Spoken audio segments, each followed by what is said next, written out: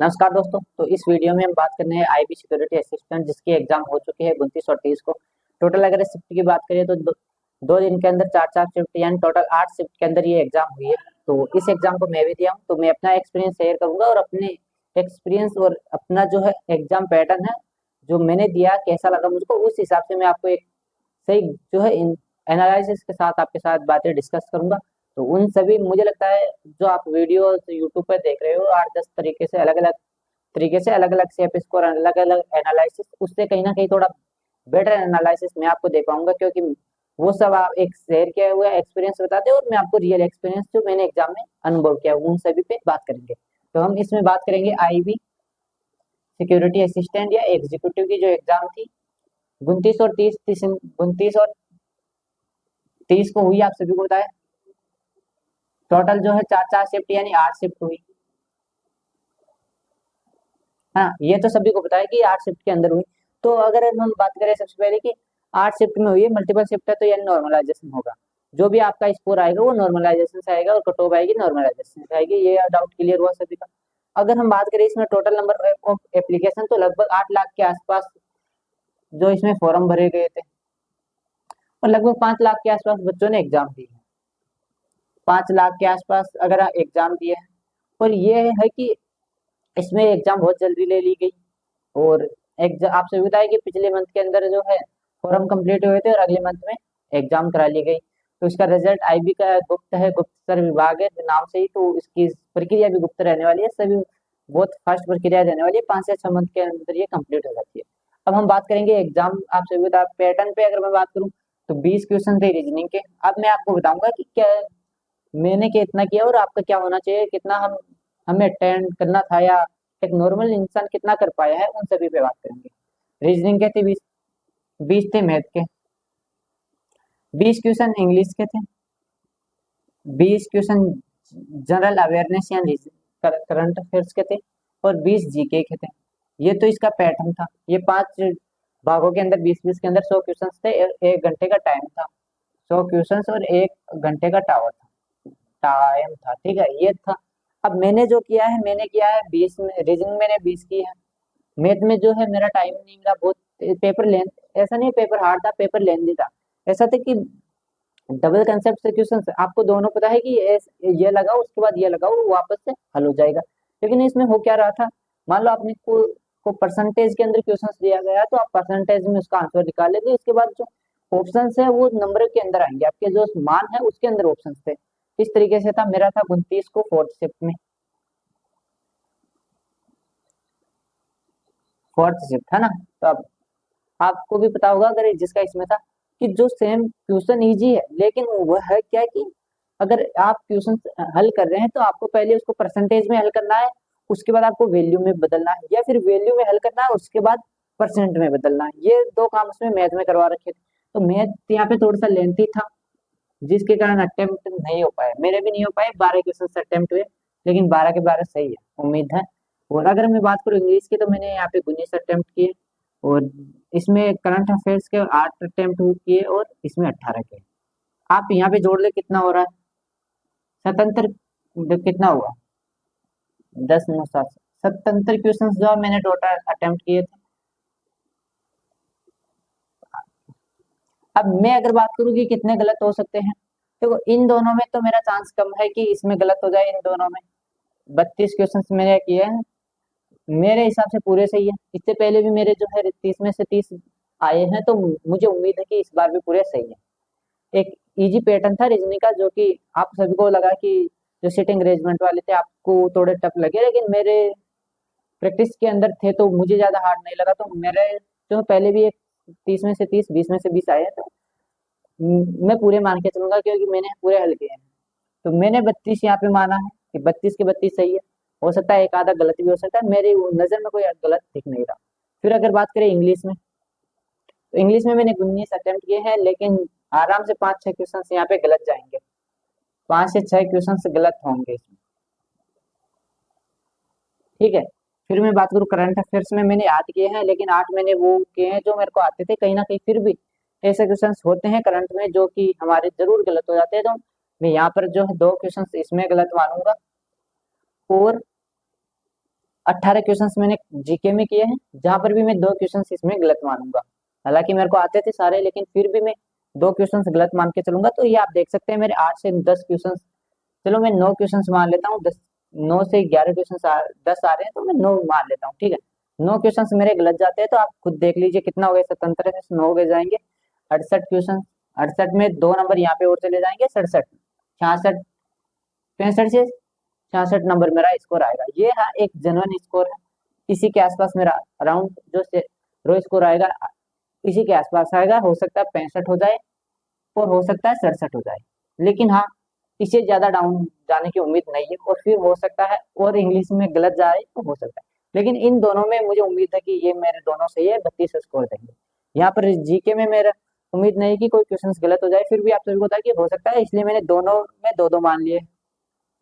तो ये मेरा एक अटेम्प्ट, और मैंने अपना जो है एक एनालिसिस करके बता दिया कि ये इतना हो सकता है, ठीक है। अब आप किसी टीचर्स का वीडियो देखते हैं, वो उनका जो एवरेज आ रहा है यहाँ पर, तो मैं मानता हूँ उन्होंने जो एवरेज बता रखा है, उनका एवरेज है रीजनिंग के अंदर 14, मैथ भी 14, 13 से 14, 14 क्वेश्चन, इंग्लिश 14 15, वही 13 14। और उनका लास्ट में जो स्कोर आता है यहाँ पे, वो करंट में जो है 12 का स्कोर लेते हैं। करंट अफेयर्स के उसमें 12 13 का उनका एवरेज है। और फिर उनके पास अगर बात करें number, total number of questions कितने निकल के आते हैं, वो आते हैं 65 से 71, 65 से 75, ऐसा कोई उनका स्कोर एवरेज जो अभी आ रहा है उन टीचर्स का जो। और फिर अगर वो स्कोर दिखा रहे हैं कि हमने ये गूगल फॉर्म भरवाया, इस पे स्कोर है, तो वहां पर जो मैक्सिमम बच्चे बता रहे हैं वो हमारा 50 है, 40 है, 35 है, ये ऐसा स्कोर है। और जब वो फिर एनालिसिस करके एवरेज निकाल के लाते तो ये आता है। तो मुझे तो वो बात उनकी समझ में नहीं आई कि जब आपने 200 बच्चों में से 150 से ज्यादा 170 बच्चों का डाटा इन्हीं के आसपास है, 40 50 के आसपास, तो फिर ये एवरेज में 70 किसका जा रहा है? तो आपका स्कोर क्या है ये आप कमेंट करके जरूर बताएंगे। मैंने अपना जो है पूरा एनालिसिस आपको बता दिया कि इतना इतना हो सकता है, इतना इतना गलत हो सकता है। बाकी अगर हम बात करें कि कट ऑफ कितने जा सकती है, देखो कट ऑफ, पहली बात तो उनको ये नहीं पता कि बच्चा फॉर्म कहाँ से फिल कर सकता है। क्या वो अपने डिस्ट्रिक्ट से, जो अपना स्टेट है उसी से एक फॉर्म अप्लाई कर सकता है, या किसी अन्य स्टेट से भी कर सकता है? तो आप सभी बताइए कि जब फॉर्म भर रहे थे आपको सबसे पहले रजिस्ट्रेशन के अंदर ही डोमिसाइल मांग लिया था कि आप किस राज्य से बिलोंग करते हैं और आपका डोमिसाइल यानी मूल निवास कहाँ का है। फिर उसके बाद एकमात्र वही ऑप्शन आ रहा था जिस राज्य से आप, उसके अंदर मान लो जैसे उत्तर प्रदेश में अगर 2 जगह से वैकेंसी है, तो फिर आपके लिए 2 ऑप्शन थे। लेकिन जिस राज्य में एक ही ऑप्शन है उसके लिए सिर्फ एक है। राजस्थान का सिर्फ एक जयपुर से जयपुर आ रहा था। तो अब उनको ये नहीं पता, आधे टीचर्स को तो, कि आधे को ये लगता है कि ये यहाँ का है, लेकिन अगर इसको हिंदी आती है तो वो यहाँ भी जा सकता है, वो दिल्ली भी जा सकता है, नहीं जा सकता है ऐसा। आपने भी ये देखा होगा कि ये ऐसा नहीं है।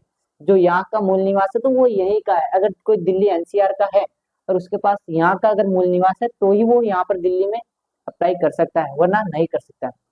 तो इससे तो कोई, अब उनको लगता है कि वैकेंसी बहुत है और चलो एक अच्छा स्कोर बता दो, मतलब कम बता दो। कोई बता रहा है 60 चला है, 65 बता दो, 70 बता दो, फिर कोई आएगा 55 बता दो। अभी तो आंसर क्या आना बाकी है, कल या परसों में आ जाएगी। उम्मीद है कि कल आ जाएगी, या फिर परसों तो फाइनली आ ही जाएगी। तो कोई इतना इतना स्कोर बता रहे हैं, 60 से ऊपर जा रहे हैं सब। जनरल का वो जा रहे हैं 64 से 70, 66 से 70 के बीच। फिर आती है ओबीसी, तो वो 62 से 66, फिर SC ST, इस तरीके से सभी स्कोर बता रहे हैं। एक रियल स्कोर अगर मैं बताऊं आपको, तो यूपी, बिहार, राजस्थान, हरियाणा, इन 4 से अगर कोई स्टूडेंट है, तो भाई उसका स्कोर इसके नीचे नहीं जाने का, 60 से नीचे नहीं जाने का। बाकी सबका 60 से नीचे रहेगा। लेकिन इनसे अगर कोई है, तो वो 65 पे जा सकता है, आराम से 70 भी जा सकता है, ये मुझे लगता है। क्योंकि जो स्टूडेंट्स 8 लाख में 5 लाख और एग्जाम दिए ना, उनमें से 3 लाख आपको यही के मिलेंगे। और वो एक जेन्युइन स्टूडेंट है राजस्थान यूपी बिहार के अंदर, जो अपनी तैयारी फुल से चल रही है। बहुत सारे स्टूडेंट्स भी थे, मैंने खुद जो है मिला मैं उनसे। जो अभी एनटीपीसी का रिजल्ट है उसके अंदर उनके 84 स्कोर है, चारों पोस्ट क्वालिफाई कर रखी है उन्हें, फिर भी इन्होंने ये एग्जाम दिए। तो सोचो वो, और उनके अटेम्प्ट जो है 85 क्वेश्चन, 86 87 क्वेश्चन वो अटेम्प्ट कर रहे हैं, तो उनका एक अच्छा स्कोर आप मानते हैं कि जो इतना स्कोर यहाँ पे लेके बैठा है पहले से, जो पेपर थोड़ा हार्ड माना जा रहा था जिसके अंदर, तो वो यहाँ पर भी लाएगा कि नहीं लाएगा, लाएगा। तो पास कितने होने हैं, जितनी वैकेंसी है 4900 वैकेंसी में, तो 1100 तो दिल्ली की है, तो दिल्ली के बच्चे होंगे 11,000 पास, 10 गुना के हिसाब से। तो यूपी बिहार वाले थोड़े हुए इसमें, तो ये तो दिल्ली एकमात्र दिल्ली के हुए ना, तो यहाँ की कट ऑफ तो यहाँ की रहेगी और वहाँ की रहेगी, तो इसमें इन ये 50 वाले का क्या रोल है भाई, 50 वालों का इसमें कहाँ नंबर आएगा यूपी बिहार में, यहाँ फिर भी आ सकता है लेकिन वहां पर कहाँ आएगा आप बताओ, क्या यहाँ पे यूपी बिहार राजस्थान में अंदर 50 वालों का नंबर आ सकता है? ऐसे ऐसे बच्चे एग्जाम दे रहे हैं जो एनटीपीसी क्वालिफाई कर रखे हैं, और एनटीपीसी आप सभी को तो अच्छा पेपर इसमें इस बार पूछा गया था ग्रेजुएट लेवल के अंदर और अंडर ग्रेजुएट में, तो ये वाले बच्चे पहले से यहाँ पे कम्पीट कर रहे हैं, तो उनको थोड़ा पीछे हटाना मुश्किल होता है। तो इसीलिए मेरे को लगता है इन चारों की तो हाई जानी ही जानी है, तो इसमें तो 65 के आसपास, 65 60 से 65 हो सकती है, लेकिन इन बाकी इनके अलावा 4 5 राज्यों को छोड़ के अगर कोई अन्य राज्य से, तो वहां पर 55 के आसपास जाएगी, 55 से 60 रह सकती है वहां पर, लेकिन इससे इन चारों में तो 60 से कम नहीं जाएगी। तो ये एक सेल्फ मेरे हिसाब से लगता है, बाकी आपको क्या लगता है ये कमेंट करके बताएंगे। और आंसर की जो इसकी परसों तक आज 2 हो गई है, 4 अक्टूबर तक इसके आंसर की आ जाएगी, 5 या 4 दिन में दे रखा है, तो 4 दिन इस यहाँ तक हो जाएंगे, या फिर कल भी आ सकती है 3 को भी, लेकिन अगर लास्ट तक ये आते हैं फिर आता है 5 तारीख को, तो इसमें आंसर के आने के बाद पता चलेगा फाइनल की मेरा 65 है कि 60 आ जाएगा, है ना। उम्मीद नहीं है कि यहाँ पे आ जाए, यहाँ पर अटकने की उम्मीद है, फिर भी देखो उसमें कोई दिक्कत नहीं है, हो सकता है। मैं भी एक स्टूडेंट्स हूँ और आप भी इस बात को मानते हैं कि कई बार चीजें गलत हो जाती है, लेकिन हमें उम्मीद नहीं होती है फिर भी हो जाती है, लेकिन हाँ ये मैंने माना है कि इतने गलत हो सकते हैं। और अगर मैं आपको बात बताऊं कि एक ये है कि जैसा हम मानते हैं कि इतने हमारे गलत हो सकते हैं, उससे डबल होते हैं, सभी टीचर्स का ये कहना है, लेकिन मेरे जो है ऐसा नहीं होता। मेरा वीडियो आपने देखा होगा एनटीपीसी यूजी वाला, जिसमें मैंने बताया था कि मैंने अटेम्प्ट जो है किए 80 के हैं, और 7 से 8 क्वेश्चन मेरे गलत होने की संभावना है, और मेरा 71 से 72 स्कोर रहेगा, ये मैंने बताया था, है ना। तो हुआ क्या था उसके अंदर, देखो मैंने 7 से 8 आपको गलत बताया, है ना, और कि 70 से 71 के आसपास मेरा स्कोर आ जाएगा। अब इसमें एकमात्र सिर्फ एक ऐसा क्वेश्चन था जो मुझे नहीं लगा था कि ये गलत होगा मैथ का, बाकी मेरे पूरा जैसा मैंने बोला 7 8 गलत हैं, तो मेरे 7 अगर वो मैथ का क्वेश्चन गलत नहीं होता तो मेरे सिर्फ 7 ही गलत होते हैं, 8 गलत हुए जो मैंने पहले ही बोल दिया था कि इतने तो होंगे, तो मेरा स्कोर इसमें आया 69.36। क्यों आया अब ये देख लो, मैंने इधर बोला कितना आ रहा, अब यहाँ पे अगर ये मैथ वाला क्वेश्चन गलत नहीं होता तो कितना आता, 1 पॉइंट, तो एक तो वो जोड़ो और 3.33 वो उसका जो माइनस में गया वो जोड़ो, 70 सात छह छह हुआ कि नहीं हुआ। तो मैंने अपना एनालिसिस में खुद करता हूँ, और मुझे पता रहता है कि मैंने कौन सा गलत किया कौन सा सही किया है। सिर्फ एक क्वेश्चन था जो मेरे अकॉर्डिंग सही था, और बाद में वो पता चला गलत हो गया। कारण क्या था, उसमें मैंने वैल्यू मान के किया, साइन कोस टेन वाला था, और उसमें दो ऑप्शंस की वैल्यू सेम आ रही थी 45 डिग्री से, इसलिए वो गलत हो गया। मैंने दूसरे को क्रॉस चेक नहीं किया था जल्दबाजी में। तो बाकी मेरे बोला मेरा 30 है रीजनिंग में, तो मेरा 30 था।